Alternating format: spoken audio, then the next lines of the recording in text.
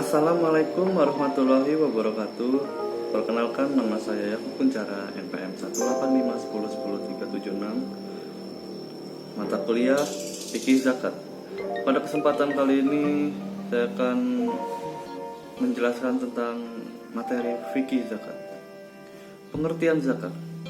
Zakat dalam segi istilah adalah harta tertentu yang wajib dikeluarkan oleh orang yang beragama Islam dan diberikan kepada golongan yang berhak menerimanya, fakir miskin dan sebagainya. Zakat dari segi bahasa berarti bersih, suci, subur, berkat, dan berkembang.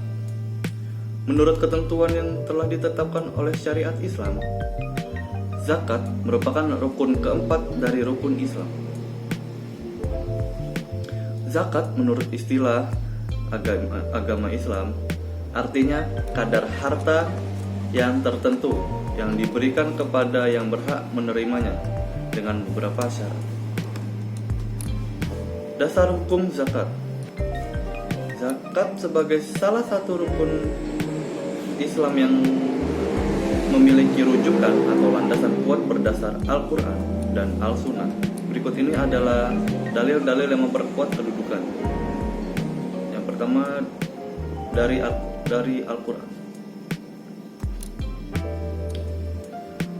Dari Quran surah Al-Baqarah ayat 43, yang artinya, dirikanlah sholat, tunaikanlah zakat, dan rukuklah bersama orang-orang yang rukuk. Selanjutnya dari Quran surah At-Taubah ayat 60, yang artinya, sesungguhnya zakat-zakat itu hanyalah untuk orang-orang fakir, orang-orang miskin, pengurus-pengurus zakat, para mu'alaf yang dibujuk hatinya untuk memerdekakan budak, orang-orang yang berhutang untuk di jalan Allah, dan untuk mereka yang sedang dalam perjalanan sebagai suatu ketetapan yang diwajibkan Allah, dan Allah Maha mengetahui lagi Maha bijaksana. Selanjutnya dari Al-Sunnah. Dari Abdullah bin Musa, ia berkata, Ghazala bin Abi Sufyan menceritakan kepada kami dari Ikrimah bin Khalid dari Ibnu Umar radhiyallahu anhu, ia berkata, Rasulullah shallallahu alaihi wasallam bersabda, Islam didirikan atas 5 dasar, yaitu 1. Persaksian bahwa tiada Tuhan selain Allah, menegakkan sholat, membayar zakat, menjalankan puasa Ramadan, dan melaksanakan ibadah haji bagi yang berkemampuan. Dari Ibnu Abbas radhiyallahu anhu bahwa Rasulullah shallallahu alaihi wasallam ketika mengutus Mu'adz ke Yaman, beliau berpesan, Hai Mu'adz, kenapa engkau hendak mendatangi kelompok kaum dari kalangan ahli kitab Yaman? Maka mula-mula yang harus engkau lakukan adalah ajak mereka untuk bersaksi bahwa tiada Tuhan selain Allah dan aku Muhammad adalah utusan. Yang pertama, zakat mal. Pengertian zakat mal. Menurut bahasa, harta adalah segala sesuatu yang diinginkan sekali oleh manusia untuk memiliki, memanfaatkan, dan menyimpan. Menurut syarah, harta adalah segala sesuatu yang dapat dimiliki dan dapat digunakan. Menurut politnya, lazim. Sesuatu dapat disebut dengan mal atau harta apabila memenuhi 2 syarat, yaitu dapat dimiliki, disimpan, dihimpun, dikuasai, dapat diambil manfaat sesuai dengan politnya, misalnya rumah, mobil, ternak, hasil pertanian, uang, emas, perak, dan lain-lain. Syarat-syarat kekayaan yang wajib zakat. Yang pertama adalah milik penuh atau al-milk utang. Kedua, berkembang. Ketiga, cukup nisabnya. Yang keempat, lebih dari kebutuhan pokok. Yang kelima, bebas dari hutang. Yang keenam, berlalu 1 tahun atau al-haul. Harta mal. Selanjutnya, harta mal yang wajib dizakati adalah emas dan perak, binatang ternak, hasil pertanian, harta perniagaan, madin dan kekayaan laut, dan yang terakhir, rikas. Lalu perhitungan besaran zakat mal adalah dengan mengalihkan jumlah harta dengan 2,5%.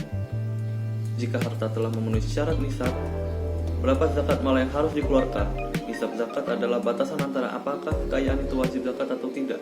Jika harta yang dimiliki seseorang telah mencapai nisab, maka kekayaan tersebut wajib zakat. Jika belum mencapai nisab, maka tidak wajib zakat. Selanjutnya zakat fitrah. Zakat fitrah merupakan salah satu jenis zakat yang wajib dikeluarkan setiap individu merdeka dan mampu serta sesuai dengan syarat yang telah ditetapkan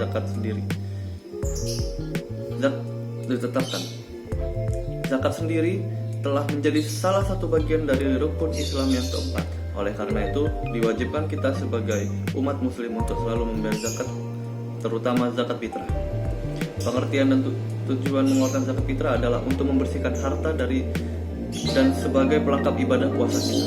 Tanpa zakat fitrah, puasa kita tidak terlengkap. Kapan harus dikeluarkan?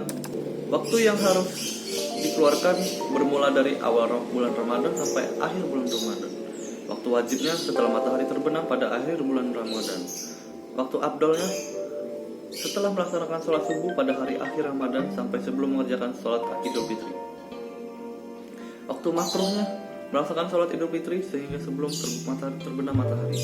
Waktu haramnya dikeluarkannya zakat fitrah adalah setelah matahari terbenam pada hari raya Idul Fitri. Zakat fitrah merupakan zakat yang harus dikeluarkan sebelum sholat Idul Fitri berlangsung. Jenis zakat yaitu sesuai dengan makanan pokok kita, dan di Indonesia sendiri makanan pokoknya adalah beras. Setiap balita hingga orang dewasa memiliki kewajiban membayar zakat sebesar 3,5 liter atau 2,5 kg beras. Apabila ingin menggantikannya dengan uang, harus membayar sesuai dengan harga dari 2,5 kg beras tersebut, yang selanjutnya bisa disalurkan kepada masjid terdekat atau kepada lembaga amil zakat yang terpercaya. Selanjutnya, zakat profesi atau penghasilan. Perubahan nisab zakat penghasilan dari yang sebelumnya senilai 653 kg gabah atau 524 kg beras menjadi senilai 85 gram emas berdasarkan Peraturan Menteri Agama Republik Indonesia Nomor 31 Tahun 2019 tentang perubahan kedua atas PMA Nomor 52 Tahun 2014 tentang syarat dan tata cara penghitungan zakat mal dan zakat fitrah serta pendayagunaan zakat untuk usaha produktif. Zakat penghasilan. Zakat penghasilan atau yang dikenal juga sebagai zakat profesi adalah bagian dari zakat mal yang wajib dikeluarkan atas harta yang berasal dari pendapatan atau penghasilan rutin dari pekerjaan yang tidak melanggar syariat. Ditunaikan pada saat diperolehnya penghasilan. Kadar zakat yang harus dikeluarkan sebesar 2,5%. Nisab atau batas minimal wajib zakat senilai 85 gram emas. Selanjutnya, zakat saham. Saham adalah bagian tertentu dari kepemilikan suatu badan usaha. Setiap akhir tahun, para pemilik saham mendapatkan dividen atau keuntungan perusahaan, termasuk juga kerugiannya. Pada saat itulah kewajiban zakat jatuh kepada pemilik saham. Saham tergolong objek zakat karena termasuk harta yang dapat dijual belikan. Pemiliknya akan mendapatkan keuntungan dari hasil penjualannya. Hal itu serupa dengan barang dagang. Muktamar internasional pertama mengenai zakat di Kuwait telah menetapkan saham sebagai salah satu harta yang wajib dizakati. Penghitungan zakat saham dianalogikan dengan zakat perdagangan, baik nisab maupun kadarnya. Nisabnya sebesar 85 gram emas dan kadar yang wajib dikeluarkan adalah 2,5%. Saham juga sebagai bentuk dari kekayaan atau aset, maka saham juga harus dizakati. Penghitungan zakat saham masuk dalam kategori zakat mal atau zakat harta yang wajib dikeluarkan zakatnya sebesar 2,5%. Ketentuannya nisab 85 gram emas, haulnya 1 tahun. Kadarnya 2,5%. Selanjutnya zakat barang tambang dan rikas. Para ulama fikih berbeda pendapat mengenai jenis-jenis barang tambang yang dikenai kewajiban zakat. Tapi mengingat umumnya barang-barang ini memiliki nilai ekonomis yang tinggi, maka menurut hemat kami pendapat yang lebih mendekati rasa keadilan dan lebih maslahat adalah yang menyatakan semua jenis barang tambang, yaitu baik yang beku seperti emas, perak, tembaga, batu bara dan lain-lain, maupun yang cair seperti minyak bumi dan gas wajib dikeluarkan zakatnya, yaitu sebesar 2,5% apabila telah mencapai nisab. Ketentuannya kewajiban zakat pada barang tambang berlaku apabila diusahakan oleh perorangan maupun perusahaan. Adapun jika dikelola oleh negara dan digunakan untuk kewajiban zakat pada barang tambang berlaku apabila diusahakan oleh perorangan maupun perusahaan. Adapun jika dikelola oleh negara dan digunakan untuk kepentingan umum, maka tidak ada zakat padanya. Kewajiban zakatnya baru berlaku apabila hasil mencapai nisab emas 85 gram atau perak 595 gram. Mengingat eksplorasinya membutuhkan biaya investasi yang besar, maka zakat dikeluarkan hanya 25%. Tidak disarankan genap 1 tahun untuk waktu pengeluaran zakat. Zakatnya dikeluarkan setelah barang-barang tersebut dieksplorasi dan telah diproses. Hendaklah orang yang mengeksplorasinya adalah orang muslim atau perusahaan yang dimiliki oleh orang-orang muslim. Adapun rikas yaitu harta terpendam yang memiliki yang merupakan peninggalan bangsa-bangsa kuno. Harta jenis ini apabila ditemukan oleh seorang atau beberapa orang, baik muslim maupun non-muslim, menurut mayoritas ulama maka wajib dikeluarkan zakatnya sebesar 20% terhitung sejak harta tersebut ditemukan. Sifat barang peninggalan zakatnya sebesar 20% terhitung sejak harta tersebut ditemukan. Sifat barang peninggalan kuno yang wajib dikenai zakat 1/5 dari semua yang mempunyai nilai ekonomis seperti emas, perak, timah, tembaga, wadah-wadah, dan semisalnya.